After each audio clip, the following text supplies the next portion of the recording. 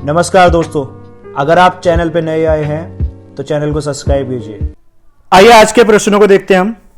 एक बच्चा तर्क प्रस्तुत करता है, आप यह मेरे लिए करिए और मैं वह आपके लिए करूंगा। यह बच्चा कोलवर्ग की नैतिक तर्कना की किस अवस्था के अंतर्गत आएगा? इसके ऑप्शन है अच्छा लड़का अच्छी लड़की अभिमुखीकरण, सामाजिक अनुबंधन अभिमुखीकरण, सहायक उद्देश्य अभिमुखीकरण, दंड और आज्ञा पालन अभिमुखीकरण। तो इसका सही उत्तर है अच्छा लड़का अच्छी लड़की अभिमुखीकरण, क्योंकि प्रश्न में दिए गए कथन में बच्चा जो तर्क प्रस्तुत कर रहा है उसके अनुसार बच्चा कोलवर्ग की नैतिक तर्कना के अच्छा लड़का अच्छी लड़की अभिमुखीकरण अवस्था के अंतर्गत आएगा। इसके बाद अगला प्रश्न देखते हैं। प्रगतिवादी शिक्षा अनुबंधन और पुनर्बलन के सिद्धांतों पर आधारित है, पाठ्यपुस्तकों पर आधारित है क्योंकि वे ज्ञान के एकमात्र वैध स्रोत हैं। इस मत पर विश्वास करती है कि शिक्षक को अपने उपागम में दृढ़ रहना और वर्तमान समय में बिना दंड का प्रयोग किए बच्चों को पढ़ाया नहीं जा सकता। समस्या समाधान और आलोचनात्मक चिंतन पर अधिक बल देती है। तो इसका सही उत्तर है समस्या समाधान और आलोचनात्मक चिंतन पर अधिक बल देती है, क्योंकि प्रगतिवादी शिक्षा बालकों में समस्या समाधान और आलोचनात्मक चिंतन के विकास पर अधिक बल देती है, जिससे बालक का सर्वांगीण विकास सुनिश्चित हो पाए। इसके बाद में अगला प्रश्न, विभिन्न मुद्दों और विमर्शों पर उनके लिए कारण प्रस्तुत करते हुए बच्चों को अपनी व्यक्तिगत राय को व्यक्त करने के लिए प्रोत्साहित करने वाले प्रश्न किसको बढ़ावा देते हैं? बच्चों का मानकीकृत आकलन, विश्लेषणात्मक और आलोचनात्मक चिंतन, अभिसारी चिंतन, जानकारी का पुनर्स्मरण। तो इसका सही उत्तर है विश्लेषणात्मक और आलोचनात्मक चिंतन, क्योंकि शिक्षण प्रक्रिया में विभिन्न मुद्दों और विमर्शों पर उनके लिए कारण प्रस्तुत करते हुए बच्चों को अपनी व्यक्तिगत राय को व्यक्त करने के लिए प्रोत्साहित करने वाले प्रश्नों बालकों में विश्लेषणात्मक और आलोचनात्मक चिंतन को बढ़ावा देते हैं। इसके बाद में अगला प्रश्न है हमारा, निम्नलिखित में से कौन सा कथन विकास और अधिगम के बीच संबंध को सर्वश्रेष्ठ रूप में जोड़ता है? विकास अधिगम से स्वतंत्र है, अधिगम विकास के पीछे रहता है, अधिगम और विकास समानार्थक परिभाषिक शब्द हैं, अधिगम और विकास एक जटिल तरीके से अंत संबंधित है। तो इसका सही उत्तर है अधिगम और विकास एक जटिल तरीके से अंत संबंधित है, क्योंकि बालकों का विकास एवं अधिगम एक निरंतर प्रक्रिया है, जिसके साथ बालकों में उन सिद्धांतों का भी विकास होता है जो बच्चे प्राकृतिक व सामाजिक दुनिया के बारे में बताते हैं।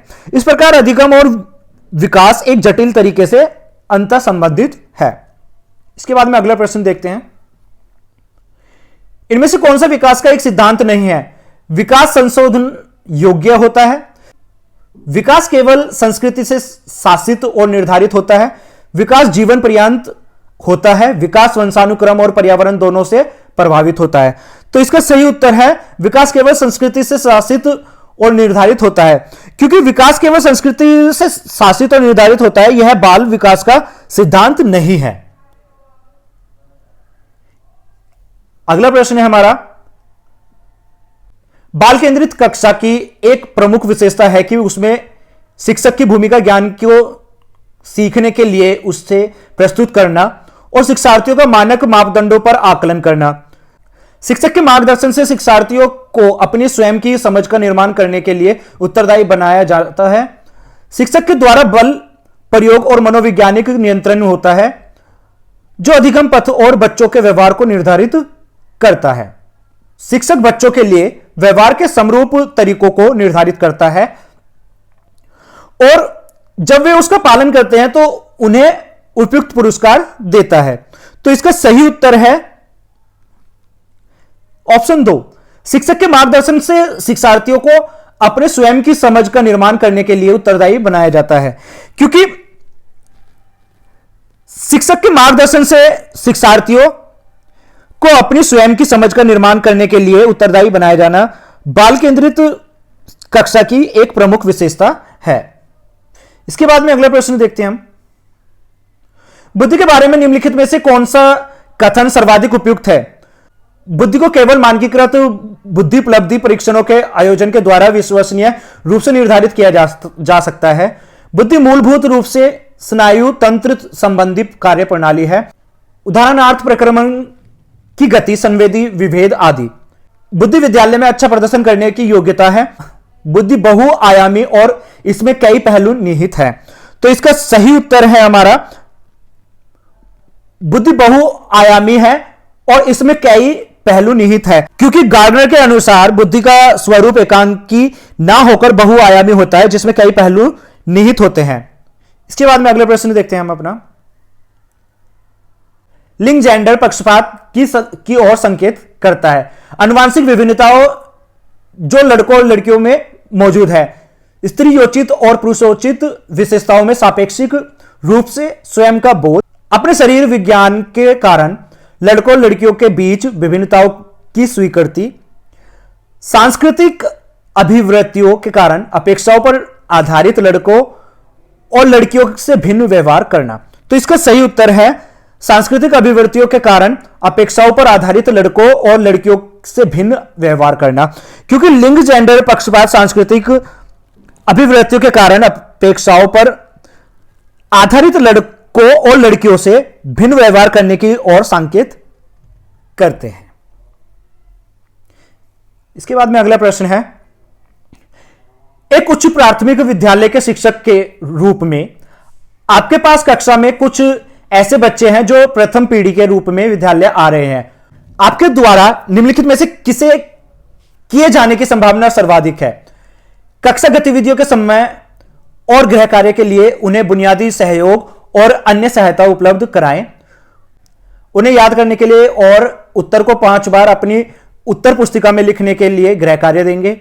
बच्चों से कहेंगे कि उनमें आगे पढ़ने की क्षमता नहीं है और अब उन्हें अपने माता पिता के काम में सहायता करनी चाहिए।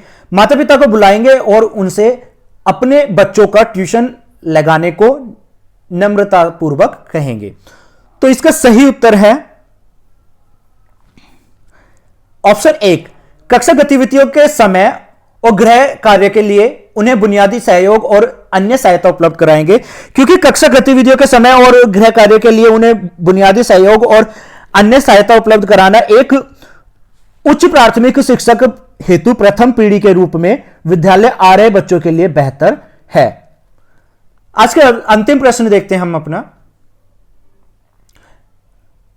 समान आयु के बच्चों में भी आकृति, योग्यता, स्वभाव, रुचि, प्रवृत्ति और अन्य बातों में बहुत अंतर होता है। इस संदर्भ में विद्यालय की क्या भूमिका है? बच्चों के आकलन के लिए नियामक मानक स्थापित करना, सुनिश्चित करना कि शिक्षक मानकीकृत निर्देश और पाठ्यपुस्तक का उपयोग करे, सुनिश्चित करना कि सभी बच्चों का विकास एक ही प्रकार से हो, सुनिश्चित करना कि प्रत्येक बच्चे को अपनी क्षमताओं के अनुसार विकास के अवसर मिले। तो इसका सही उत्तर है सुनिश्चित करना कि प्रत्येक बच्चे को अपनी क्षमताओं के अनुसार विकास के अवसर मिले, क्योंकि प्रश्न में दिए गए संदर्भ में विद्यालय की भूमिका यह सुनिश्चित करने की होनी चाहिए कि प्रत्येक बच्चे को अपनी क्षमताओं के अनुसार विकास करने के अवसर मिले। अगर आपको मेरी वीडियो पसंद आई है तो चैनल को सब्सक्राइब कीजिए, वीडियो को लाइक कीजिए, शेयर कीजिए और नोटिफिकेशन बेल को प्रेस कीजिए। धन्यवाद।